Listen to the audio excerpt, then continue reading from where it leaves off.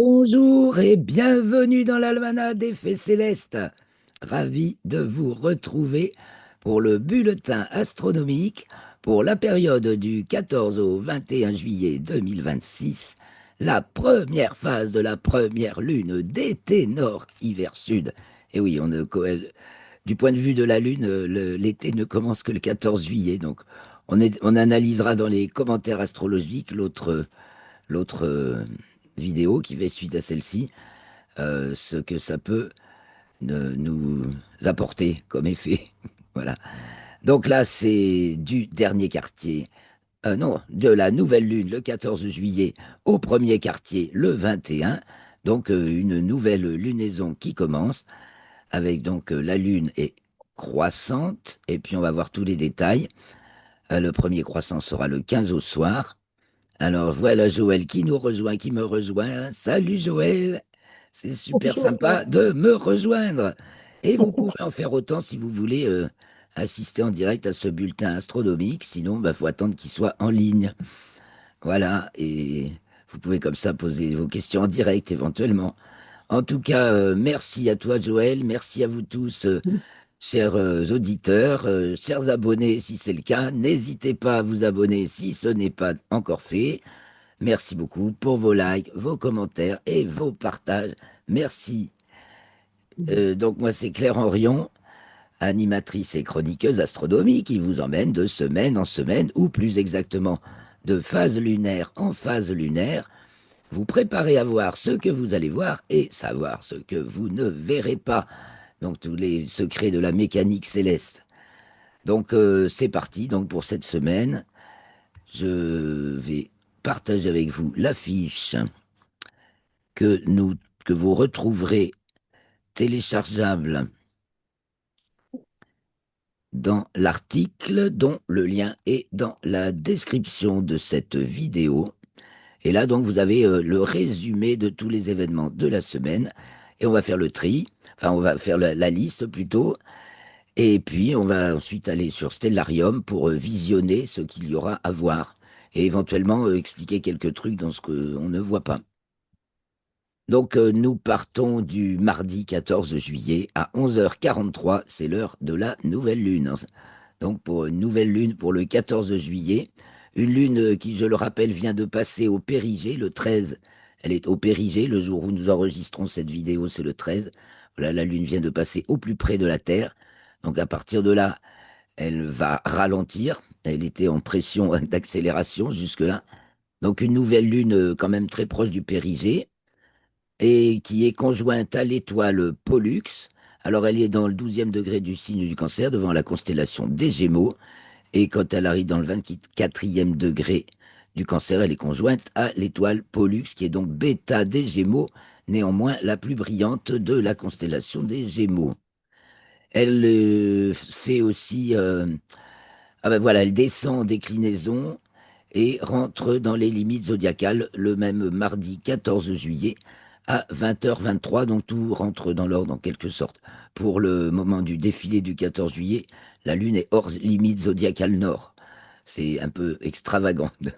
Voilà, le concept hors limite zodiacale, c'est-à-dire qu'elle dépasse la déclinaison maximale que peut atteindre le Soleil au solstice, fait que ça sort, c'est comme si on sortait de la route, qu'on marche un peu dans le bas-côté. On va explorer des, des, des domaines qui sont pas, qui sont hors des bornes. Et justement, hors des bornes, elle entre dans le signe du lion à 0h35, mercredi 15. Et puis, elle est conjointe à Jupiter. Donc ça sera même pas, ce sera pas très facile à voir. Avec, donc à 5h48, le mercredi 15 au matin, sachant que le premier croissant de lune visible est le mercredi 15 au soir. Donc au soir, on pourra voir le croissant de lune, on verra pas Jupiter qui est en dessous. Et la lune, par contre, voilà, on verra son premier croissant, donc on va y venir. Entre-temps, elle est conjointe à l'amas de la Crèche également, de la constellation du Cancer, qu'on voit pas, bien entendu. Puis, je continue avec la lune, on fera Mercure et tout ça après. Elle est donc en son premier croissant visible pour nous, c'est mercredi 15 juillet aux alentours de 22h. sachant qu'elle va se coucher à 22h37.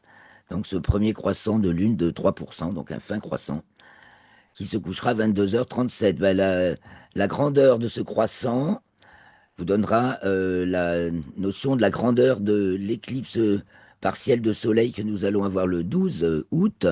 En tout cas pour ma région, le sud-ouest de la France, grosso modo, on aura un soleil, il restera 3% de soleil. La Lune va occulter jusqu'à 97% du disque solaire. Ce sera le 12 août, hein, je le rappelle, et le maximum de l'éclipse est vers 20 heures, juste avant le coucher du soleil. Si vous êtes dans le nord de l'Espagne, c'est le top, voilà, parce que c'est là qu'elle sera totale. Donc, je fais la Lune, hein, je continue avec la Lune, c'est plus cohérent. Donc, elle entre dans le signe de la Vierge le 17, vendredi 17 à 2h07, et elle est donc dans la foulée conjointe à l'étoile Régulus, alpha du Lion, qui de nos jours marque le premier degré du signe de la Vierge. Ceci en raison de la précession des équinoxes. Donc, l'étoile est à peine au-dessus de la Lune. Et ça m'étonne qu'il n'y ait pas de. Il y a peut-être une occultation que j'ai oublié de marquer, parce qu'à 27 minutes, hein, j'ai oublié de reporter ici le 15, non, le 17 conjoint Régulus. Donc, euh, ah oui, il y a une occultation pour la Papouasie-Nouvelle-Guinée et le sud du Pacifique, évidemment, c'est pas pour nous, mais il y a bien une occultation, car l'étoile passe à. La Lune passe à moins d'un degré de l'étoile. Et ça, on peut donc le voir bien avec un croissant affirmé de 3 jours. Le 17, alors le 16 au soir, on est plus proche du 16 au soir là. Qu'est-ce que j'ai marqué? C'est peut-être bien j'aurais dû faire le 16. Ah, j'ai pas précisé, donc vous voyez, je vais me rajouter cette petite tâche. Coucher Régulus, lune, le 16 ou le 17. Pour bien préciser, en relisant avec vous, toujours, je relève quelques erreurs, c'est pas rare. Et puis elle passe à son nœud descendant, la Lune, vendredi 17 également à 2h27. Donc conjoint Régulus 2h27, nœud descendant 2h29, pardon, donc au même moment. Il faut savoir que Régulus marque un petit peu le plan de l'écliptique, hein. C'est l'étoile s'appelle, c'est pas l'étoile de la règle pour rien, Régulus, la règle, elle est pratiquement dans le plan de l'écliptique, donc c'est logique que que la Lune passe à son nœud descendant tout de suite après, puisque c'est le passer à son nœud descendant pour la Lune, c'est traverser le plan de l'écliptique et passer en latitude sud. Elle sera à son latitude minimale le 24 juillet. Vous voyez, donc elle descend aussi en latitude. Elle descend en déclinaison toute la semaine et elle descend en latitude. Le fait qu'elle descend en déclinaison, ça va se constater à sa culmination chaque jour de plus en plus bas, mais aussi chaque jour environ 50 minutes plus tard que la veille pour la Lune. Et en latitude, ça fait que accentuer ou diminuer l'effet de la déclinaison. En fait, donc actuellement, ça l'accentue toujours. Mais cette accentuation diminue. Alors, nous, toujours vendredi 17, le soir, alors le matin, il y avait. Non, c'était le mercredi 15. Le 17 au soir, la Lune est conjointe à Vénus. Alors ça se verra bien. Ce sera le clou du spectacle de la semaine. Donc le 17 juillet, la Lune se couche à 23h34 et 24 et la Lune à 23h22. Donc là, c'est bien le 16 au soir, j'ai juste oublié de le marquer. Et puis elle passe en déclinaison sud, la Lune, à 21h47 le vendredi 17. Et ensuite, elle entre dans le signe de la Balance. Ça se passe toujours, voilà, elle traverse le plan équatorial et elle entre dans le signe de la Balance. Ça se passe assez proche l'un de l'autre, toujours. Le dimanche 19 à 6h56. Bon, il y a quand même un jour et demi. Mais elle est alors devant la. Parce que quand elle passe en déclinaison sud, vous voyez les 25e degré du signe de la Vierge, et 5 degrés plus tard, elle rentre dans le signe de la Balance. 5 degrés, elle les fait en moyenne 2 heures dans un. Pardon. Oui, elle fait 1 degré toutes les 2 heures à peu près, la Lune, comme pas journalier. C'est ce qu'on appelle son pas journalier. Alors, elle aussi, ensuite, mardi 21, elle est conjointe à l'étoile Spica de la Vierge, alpha de la Vierge donc, qui se trouve dans le prolongement de l'arc formé par la queue de l'ours, Arcturus et Spica de la Vierge. Donc, ce sera bien visible avec, à regarder, et à comparer entre la nuit du 20-21 juillet et la nuit du 21 au 22, puisque la Lune passera, bien sûr, la première nuit, elle est à droite de l'étoile, et la deuxième, elle est à gauche en croissant plus gros, quasiment en quartier, puisque nous arrivons au premier quartier, mardi 21, 13h05, dans le 29e degré du signe de la Balance, donc du Cancer pour le Soleil, qui va entrer dans le signe du Lion le 22, le lendemain. Et la Lune, elle, passe dans le signe du Scorpion à 15h34, donc 2 heures après le premier quartier. Et on va voir un petit peu ce qu'il en est de Mercure. Mercure qui est actuellement rétrograde. Nous avons Neptune qui a entamé sa rétrogradation la semaine dernière et Saturne qui va pas tarder, vous voyez, nous fait un petit rebond en déclinaison. Voilà, déclinaison maximale, va se remettre à descendre en raison de sa rétrogradation. Et ensuite, elle va remonter. Je pense que c'est dans très, très peu de temps qu'elle va devenir rétrograde, Saturne. Mercure reprend son mouvement direct le 28 juillet et Saturne entame sa rétrogradation, donc j'ai pas dit, le 23 juillet pour Mercure qui reprend son mouvement direct et le 26 juillet pour Saturne qui entame sa rétrogradation. Voilà pour Saturne, nous avons donc aussi Mercure en cours de rétrogradation qui atteint sa latitude minimale en géocentrique le mercredi 15 à 16h38, 4 degrés 55 en dessous du plan de l'écliptique, ce qui la rend totalement invisible pour nous. Elle est trop, trop bas sur l'horizon. Donc elle est pas, elle va la semaine prochaine, elle deviendra un peu visible, qui entre dans le signe du Verseau en héliocentrique, jeudi 16 à 3h53, et qui en héliocentrique toujours est conjointe à Pluton, puisque Pluton est en ce moment dans le 4e degré du signe du Verseau, vendredi 17 à 11h41. Quand c'est en bleu, hein, c'est l'héliocentrique. Et tout le reste, c'est en géocentrique. Mais le bleu, c'est l'héliocentrique. Vous avez la légende ici, hein, je vous rappelle. Donc tout est montré là. Donc conjointe à Pluton, Mercure, et sa latitude minimale, toujours pour Mercure, en héliocentrique cette fois-ci, mardi 21 à 17h35, c'est toujours 7 degrés en dessous du plan de l'écliptique, c'est l'inclinaison du plan de révolution de Mercure autour du Soleil sur le nôtre qui s'appelle l'écliptique Terre-Soleil, le plan Terre-Soleil. Voilà pour Mercure. Et puis nous avons également Vénus qui entre dans le signe du Sagittaire en héliocentrique le 21. Voilà, et qui reste jusqu'au Novout. Bon, alors on va aller voir ce que nous allons avoir. Alors parlons un peu des planètes. Donc dans le ciel du soir, Jupiter, on la voit plus. Elle va être conjointe au Soleil le 29 juillet. Et par contre, on voit bien Vénus qui se couche de plus en plus tôt quand même. C'est paradoxal parce qu'elle sera à son élongation est, je crois, maximale. Hein. Non, ouest, elle est du... Si, est, oui, puisqu'elle est du soir. Elle sera dans son élongation est maximale le 15 août. Donc ça devra encore augmenter, mais bon, avec les jeux du soleil, du soleil, des jours qui diminuent, donc pour nous, de la latitude de Vénus également, elle se couche, son temps est un peu réduit. Elle est quand même bien 2 bonnes heures dans le ciel après le coucher du soleil. Oui, c'est ça. Et puis après, de plus en plus tôt dans la nuit, nous avons le lever de Neptune aux alentours de 0h25 pour ma localisation. Hein. Si vous êtes plus à l'est, c'est plus tôt. Si vous êtes plus à l'ouest, c'est plus tard, de quelques minutes. Et nous avons bien visible Saturne qui se lève aux alentours de 0h50. Donc on peut observer maintenant Saturne en deuxième moitié de nuit. Nous avons également Uranus qui devient observable, qui se lève aux alentours de 2h50, toujours en dessous des Pléiades. On va voir des super photos. Nous avons Mars qui est maintenant bien visible à l'œil nu, de magnitude 1,4, enfin on ne peut pas la louper maintenant, en fin de nuit, qui se lève vers 3h20.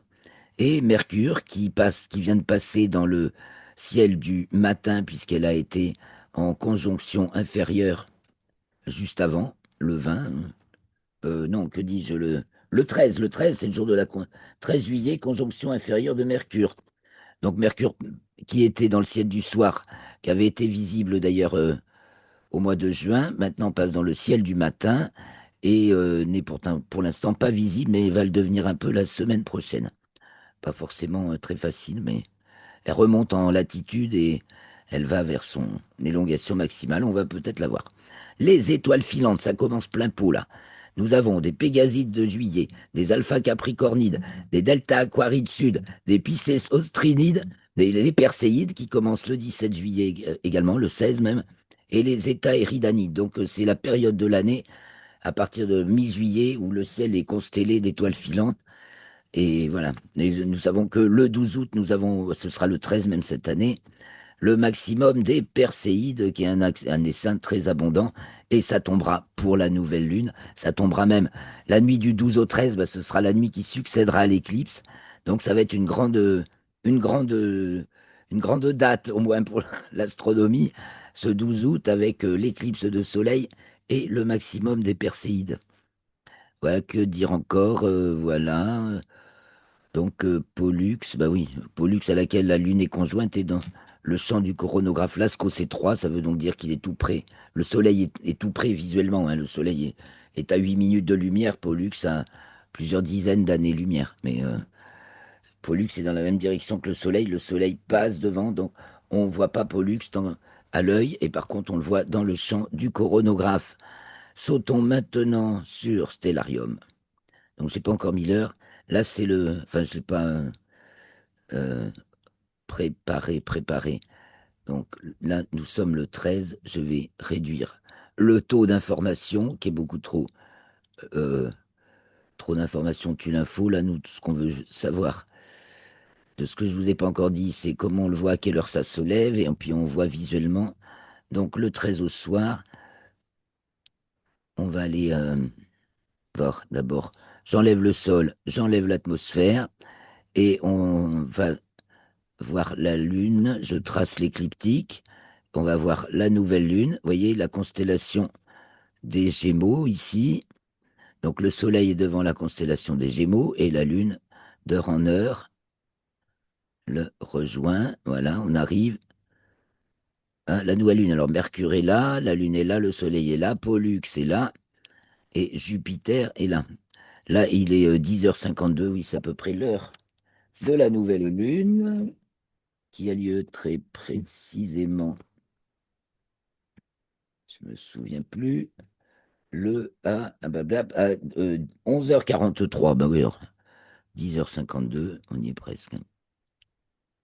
11h43, c'est la nouvelle lune, voilà la configuration. Donc, Mercure qui est maintenant tout juste du matin, là, depuis hier, hein, enfin depuis la veille. Et puis Jupiter qui finit, ben, vous voyez, le Soleil avance comme ça, donc le Soleil rattrape Jupiter, qui va devenir rétrograde également. Donc, bah non, non, ça pas au moment de la conjonction, non, c'est au moment de l'opposition. Donc le Soleil rattrape Jupiter qui avance lentement sur l'écliptique, le Soleil avance beaucoup plus vite. Et voilà, Mercure est maintenant dans le ciel du matin, l'écart va se creuser avec le Soleil, et la Lune, bien sûr, va continuer à avancer comme nous l'avons vu. Alors on revient dans le monde réel, voilà, la petite Lune à côté du Soleil, le 14 juillet à 11h43, donc maintenant... On va aller jusqu'au coucher du soleil du 14 juillet, où bien sûr on voit le soleil se coucher de plus en plus vers l'ouest, de soir en soir, depuis le solstice de juin, où il se couchait au nord-ouest pour la latitude 45 nord. Encore plus vers le nord si vous êtes plus au nord, un peu plus vers le sud, donc vers l'ouest d'abord, si vous êtes plus au sud. Donc la nuit arrive, enfin voilà, dès que le soleil est couché, on voit Vénus. Et pendant un bon moment, une heure presque, on ne voit qu'elle.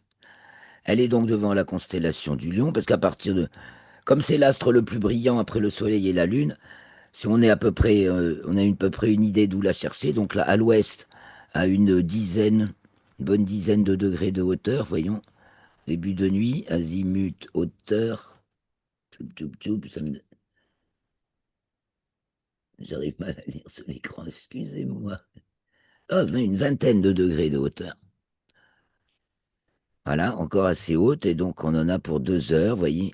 Donc ici Régulus, l'étoile Régulus du Lion, devant laquelle Vénus est passée le 9 juillet, et donc maintenant Vénus est de l'autre côté.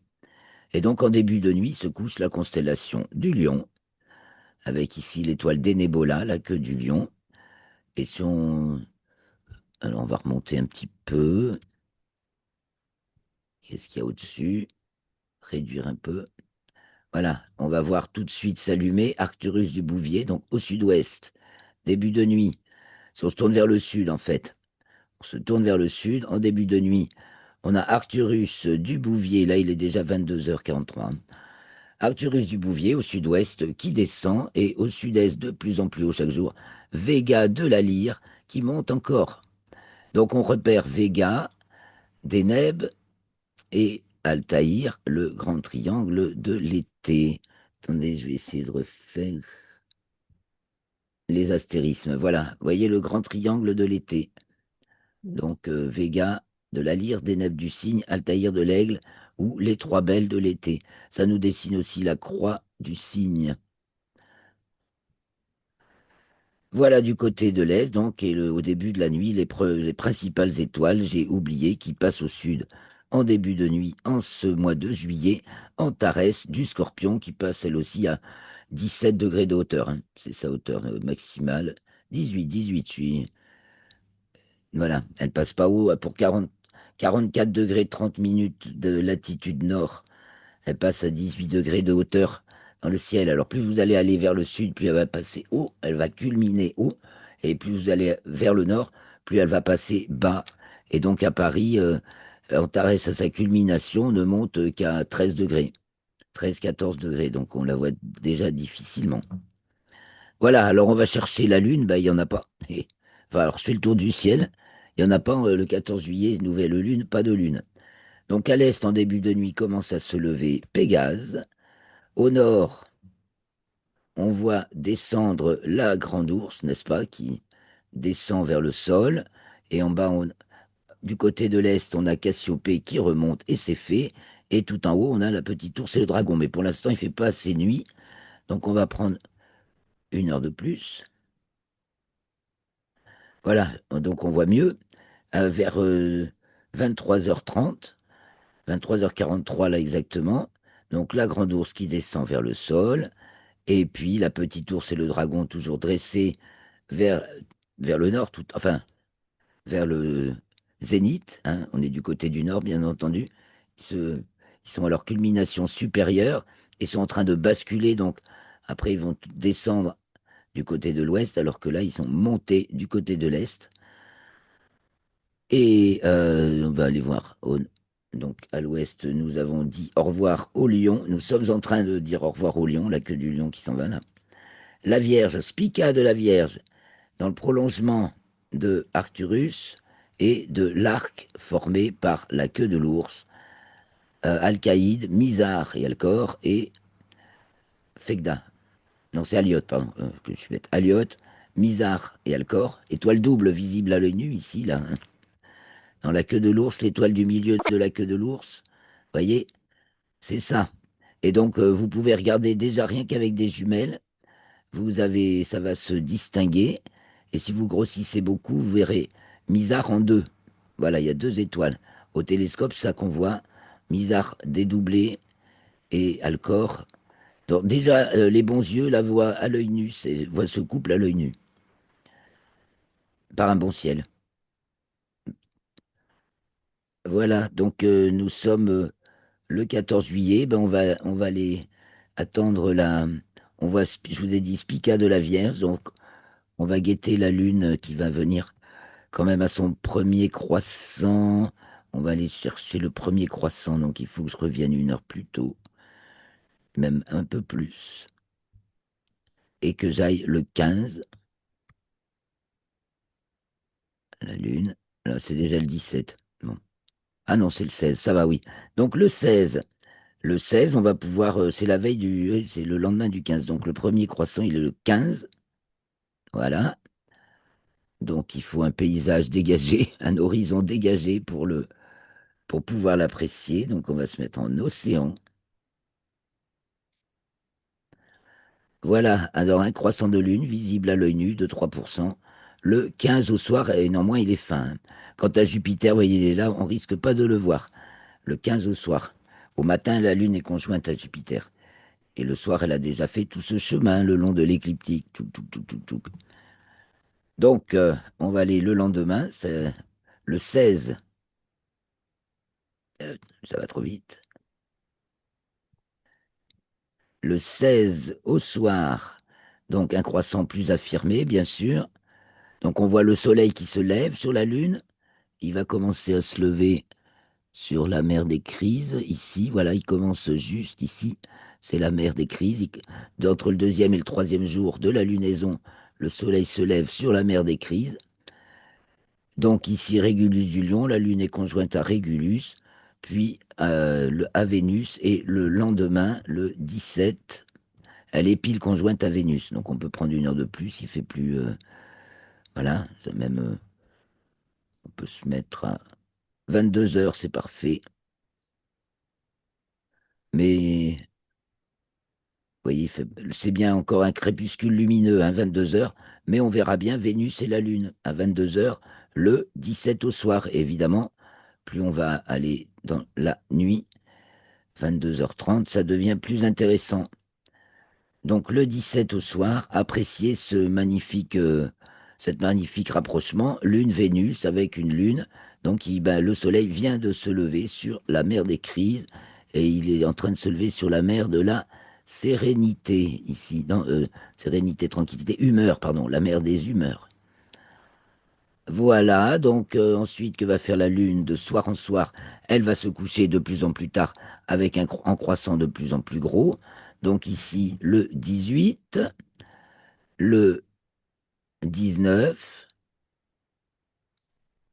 et le 20, on va la retrouver à côté de Spica de la Vierge, ici, donc en dessous de Spica au sud-ouest, à 22h30. Voilà, joli tableau également, j'enlève les traits, ça permet de mieux se rendre compte en vrai. Donc vous voyez, c'est encore lumineux, hein.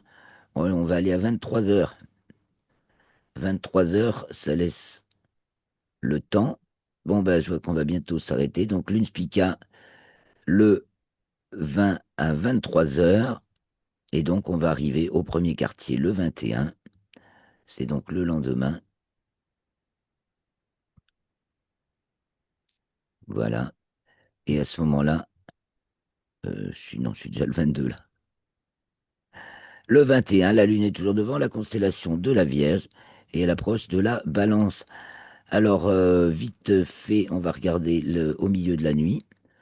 Donc là, il est déjà 23 heures, le Scorpion, le Sagittaire sont en train de passer à l'horizon un peu culminé, hein, légèrement au-dessus de l'horizon sud, avec Ophiuchus au-dessus, porteur de serpent, le grand triangle de l'été qui s'élève de plus en plus, et Arcturus du Bouvier qui descend de plus en plus de l'autre côté, ainsi que tout le grand chariot, donc, ou l'ours, que de l'ours. Donc, on regarde au nord en milieu de nuit, donc on va aller jusqu'au milieu de la nuit, 1h57, c'est le milieu de la nuit. Au milieu de la nuit, c'est le cygne est tout en haut, hein. On a Déneb du cygne qui va passer, qui est pas loin du zénith, et Vega qui est de l'autre côté. On a le dragon, la petite ours qui descendent, et la grande aussi qui arrive en rase-mode sur le sol, tandis que Cassiopée s'est fait s'élève. Et donc à ce moment-là, milieu de nuit, c'est le coucher d'Arcturus bientôt, du Bouvier, et c'est le lever de l'autre côté, donc des poissons avec Saturne. Donc fin de nuit, observez Saturne. Pour l'instant, la Lune n'est pas gênante, puisqu'elle se couche tôt. Cette semaine, pas de gêne pour l'observation. Donc Saturne, Neptune, qui est juste à côté, qu'on peut chercher avec un instrument, aux alentours de 3h30, 4h, le temps qu'elle ait eu le temps de monter. Ensuite, nous allons voir apparaître les Pléiades. Donc les Pléiades qui se lèvent vers 1h50. Là, on est donc le 22 déjà, mince, je reviens au 21. Les Pléiades qui se lèvent vers 1h, vers 2h du matin, en fait. Et dans la foulée, en dessous, Uranus. Donc on peut observer avec un instrument Aldébaran du Taureau. Et Mars qui est là. Donc voilà, vers 4h du mat, on a tout ça. à observer à l'est-nord-est en train de se lever.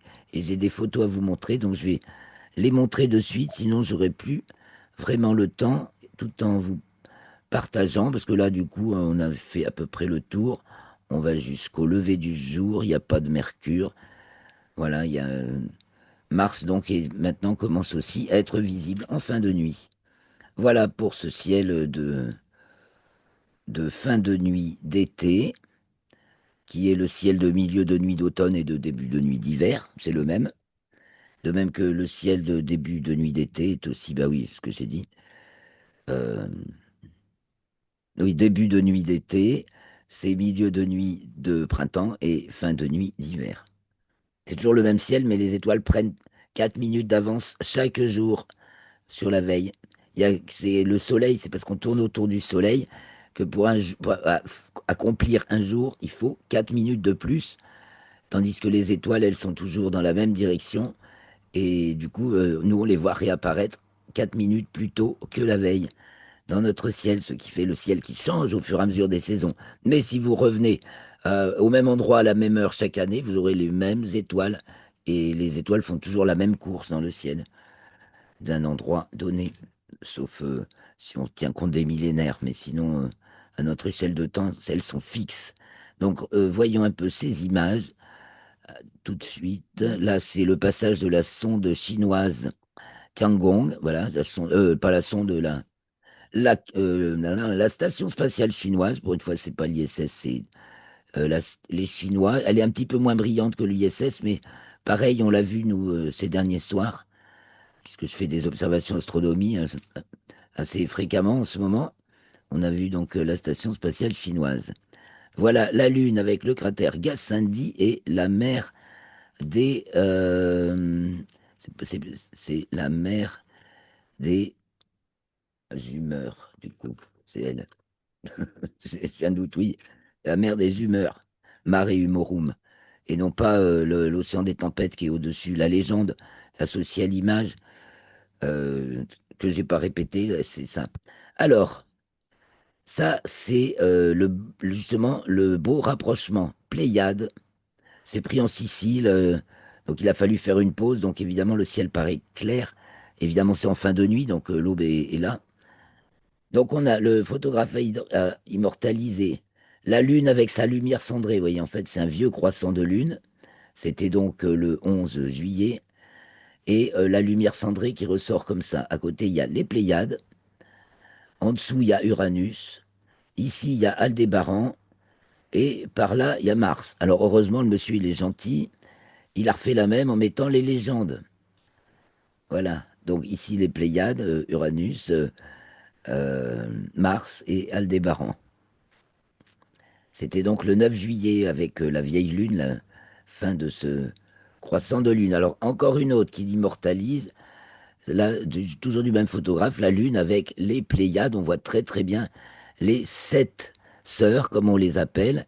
Alcyone, ou la toute petite casserole. Moi, ça m'a toujours fait penser la toute petite casserole, je l'appelais quand j'étais petite.